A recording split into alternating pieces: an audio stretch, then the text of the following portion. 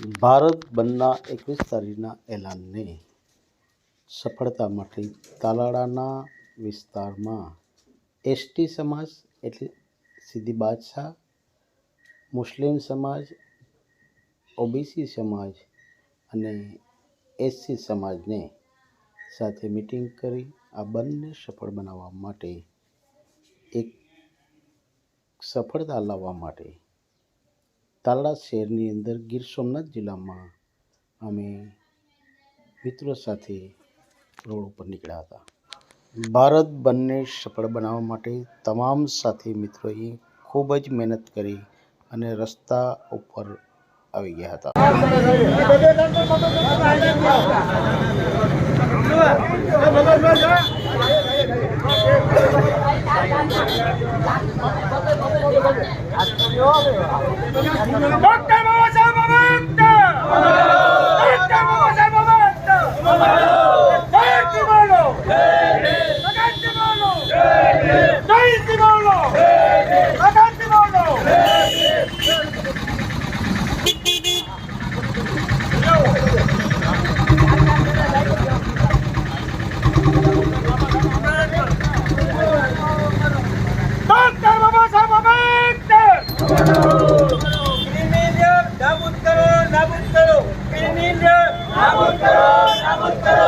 Supreme કોર્ટનો ચુકાદો નાબૂદ કરો. સુપ્રીમ કોર્ટનો ચુકાદો वोट हमारा राज तुम्हारा नहीं चलेगा, नहीं चलेगा. वोट हमारा राज तुम्हारा नहीं चलेगा, नहीं चलेगा. निकलो बाहर मकानों से, निकलो बाहर मकानों से. जो सरकार निकम्मी है वो सरकार बदलनी है. जो सरकार निकम्मी है वो सरकार बदलनी है. वोट हमारा राज तुम्हारा नहीं चलेगा, नहीं चलेगा. वोट हमारा राज तुम्हारा नहीं चलेगा, नहीं चलेगा. देशनी अंदर एससी અને એસટી અનામત છે અને ઓબીસી અનામત છે એની અંદર વર્ગીકરણ કરવાનો ચુકાદો આવ્યો. દેશના લોકોને જે અનામતના દાયરાની અંદર જીવી રહ્યા છે અને જે કામ કરી રહ્યા છે એને નાબૂદ કરવા માટે આ ચુકાદો છે. આ ચુકાદાની વિરુદ્ધમાં આજે ભારત બંધનું એલાન છે. તો આપણે તાલાળાની અંદર ગીર સોમનાથ જિલ્લાની અંદર તાલાળાના આ શહેરની અંદર આપણે ભાઈચારાથી લોકોને કોઈ પણ તકલીફ ન પડે એવા માધ્યમથી આપણે કોઈને પણ અડચણ કર્યા વગર આપણે મામલતદારને આજે આવેદનપત્ર આપવું. કોઈને આપણા ભાઈઓને પણ તકલીફ ન પડે, એના વેપારીને પણ તકલીફ ન પડે અને આ ભારત દેશનું બંધારણ છે તે આપણો એ બંધ એલાનને આપણે ખૂબ સારી રીતે સફળ બનાવીએ. આપણા જે હમણાં જે એક બીજો એક ચુકાદો આવ્યો હતો કે લેટર ઓફ ઇન્ટેન્ટ એટલે ડાયરેક્ટ ભરતી. આ ડાયરેક્ટ ભરતી છે એની અંદર યુપીએસસી જીપીએસસી જે પરીક્ષા થાય છે એને રદ કરી અને સંઘી લોકો આ દેશનો અર્થતંત્ર અને આખું જે અનામત નાબૂદ કરવાની જે વિઝન છે એને સફળ બનાવી રહ્યા છે. તો આવા જે દેશની અંદર હિત કરનાર લોકોને ખુલ્લા પાડવાના છે. દેશનો જે સંસ્કૃતિ છે, સદભાવના છે અને વિવિધતામાં એકતા છે એને ખંડિત કરી રહ્યા છે. આવા લોકોને ઓળખવાના છે. દેશની અંદર કંપની રાજ આવી રહ્યું છે.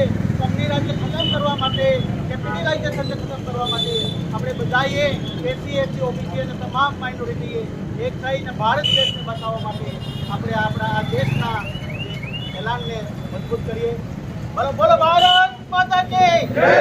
વંદે માતરમ, વંદે માતરમ. બોલો સાહેબ. મિત્ર, એક વાત કરી દો તમને. 1 ઓગસ્ટ 2024ના સુપ્રીમ કોર્ટે ચુકાદો એવો આપ્યો છે કે શેડ્યુલ કાસ્ટ અને શેડ્યુલ ટ્રાઇબના લોકોનું વર્ગીકરણ કરી ક્રિમિનલ છે દાખલ કરવું.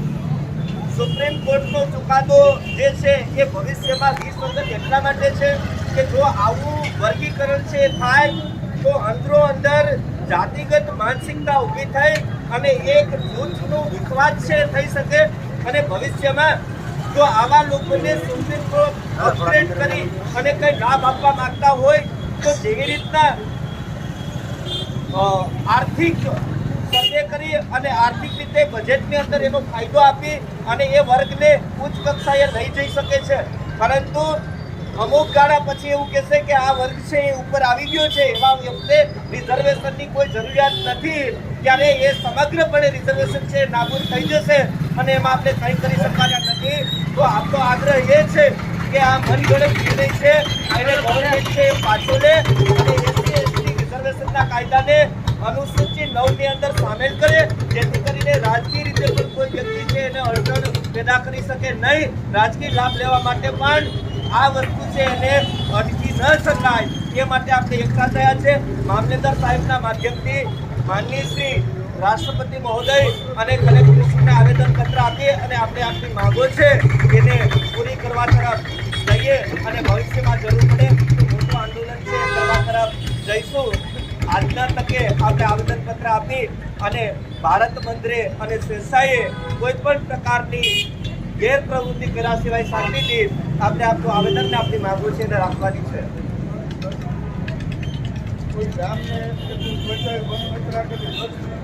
વિરોધ પ્રદર્શન કરીએ, રોડ બંધ કરીને તે પછી મામલતદારને આવેદનપત્ર આપવા આપણે 10 મિનિટ માટે રોડ બંધ કરી અને વિરોધ રોડ બંધ પ્રદર્શન કરી અને કરીએ. આપણે આપણો જામે વિરોધ છે એ સ્વેચ્છાએ પ્રદર્શિત બંધ નથી કરવાનો છે. રાખેલું. નહીં તો પછી 10 મિનિટ સુધી રોડ જામ કરી વિરોધ પ્રદર્શન કરી અને પછી આપણે મામલતદારે આવેદનપત્ર આપવા જોઈએ. તે રોડ ઉપર શાંતિપૂર્વક બેસી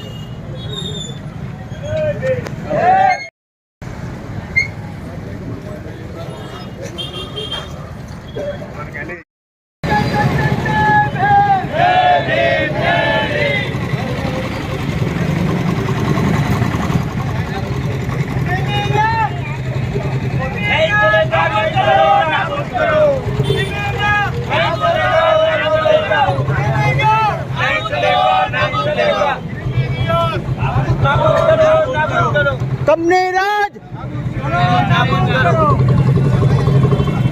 वोट हमारा રાજ તમારા नहीं चलेगा, नहीं चलेगा.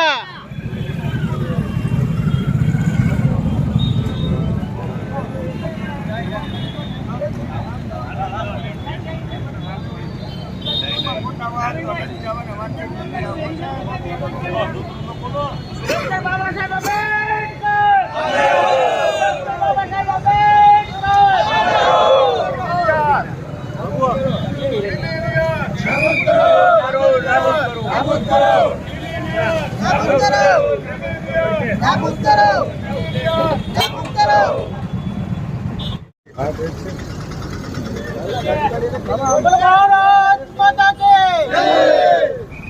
વંદે માતરમ. રાષ્ટ્રીય પુરુષ સરદાર વલ્લભભાઈ પટેલ અમર રહો.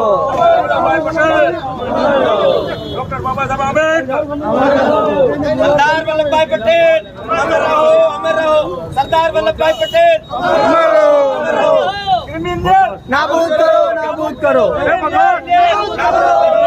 કરો. ક્રિમિનલ નાબૂદ કરો, નાબૂદ કરો. निकलो बाहर मकानों से, जंग लड़ो बेईमानों से, निकलो बाहर मकानों से, जंग लड़ो बेईमानों से.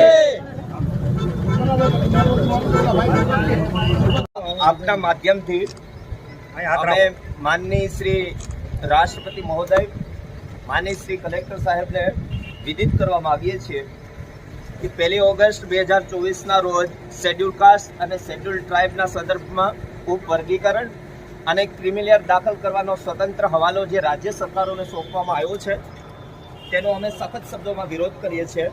શેડ્યુલ કાસ્ટ અને શેડ્યુલ ટ્રાઇબના લોકોનું વર્ગીકરણ કરવાથી એક જૂથ બળ છે એની અંદર વિસંગતતાઓ પેદા થવાની ભવિષ્યમાં સંભાવનાઓ છે.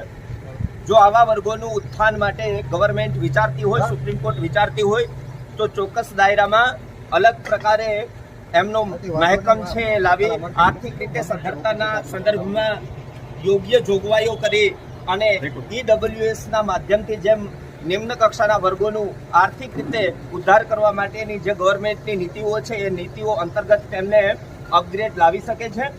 રિઝર્વેશન એ સામાજિક સમરસતાનું એક પાસું હોય એ આર્થિક સદ્ધરતાનું કોઈ પાસું નથી. એવા સંદર્ભમાં સામાજિક સમરસતા, સફાઈ અને બંધારણની જે કલમો છે અને બંધારણીય અધિકારો છે એ જેમના તેમ સ્થાપિત રહે એવી અમારી માંગણી છે. આપ શ્રીના માધ્યમથી અમારી વાત અને અમારી માંગો જે છે એને આપ રાષ્ટ્રપતિ મહોદય તેમજ ઉપલી સરકાર છે એને તમે એનાથી માહિતગાર કરો એવી અપેક્ષાઓ રાખીએ છીએ આપના માધ્યમથી. ક્રિમિનલ નાબૂદ કરો, નાબૂદ કરો. ક્રિમિનલ નાબૂદ કરો, નાબૂદ કરો. ક્રિમિનલ નાબૂદ કરો, નાબૂદ કરો. એસટી એકતા જિંદાબાદ, જિંદાબાદ. એસટી એકતા જિંદાબાદ, જિંદાબાદ. મામલતદાર સાહેબ જે આવેદનપત્ર આપ્યું છે એને રાષ્ટ્રપતિ સાહેબ સુધી પહોંચાડી અને આપણી માંગ અને લાગણી ત્યાં પહોંચાડે એવી આપણે બધાનો આગ્રહ છે અને મામલતદાર સાહેબ આપણું આવેદનપત્ર આજે સ્વીકારે. ભારત દેશની અંદર અનામતની કેટેગરી એ મુખ્ય હેતુ અનટેચેબલ એટલે કે ભેદભાવને દૂર કરવા માટે આપવામાં આવ્યું છે. કોઈ પણ દેશની અંદર બરાબર મુખ્ય પ્રવાહમાં લાવવા હોય તો આ જે ભેદભાવ છે એ જાતિગત ભેદભાવ ન થાય છે એને દૂર કરી અને સમરસ દેશ બનાવવો જોઈએ. એસસી એસટી અને ઓબીસી અને માઇનોરિટીની સાથે આ દેશની અંદર ઘણી જ બધી વિસંગતતા થાય છે. જો આમને આમ ચાલુ રહેશે તો ભારત દેશ છે એ સુખતા વાર નહીં લાગે. તો આ દેશને બચાવવા માટે અમે મહોદયશ્રીને અપીલ કરીએ છીએ કે દેશની અંદર જે બંધારણની અંદર જે જોગવાઈઓ છે એને કાયમી રાખે અને સુપ્રીમ કોર્ટના જે ચુકાદો છે એને સ્થગિત કરે અને દેશને બચાવવા માટેની તમામ કોશિશ કરે. જય હિન્દ, જય ભારત.